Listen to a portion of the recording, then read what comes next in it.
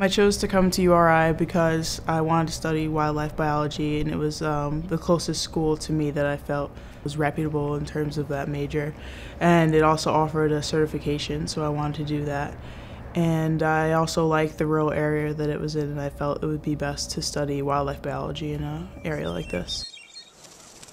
I've always been interested in animals since I was a kid. I always played with bugs and having a bunch of pets, and I'm just a very curious person. I always want to know how everything works. So I just wanted to continue that interest and see if I could get into a career with it. The purpose of the project was to study the stopover site, which was Block Island for migratory birds, primarily young birds that end up there. It's the first time migrating, and we wanted to see how long they stayed there to stock up on food and energy before they took off again. I am quite the people person, so I'm not sure if living in a setting like that is for me. And I also learned that while radio tracking, the birds don't move around as much as you think they would while they're foraging and stuff like that. Occasionally we get birds that fly off a couple miles away, but yeah, they stay in one area a lot.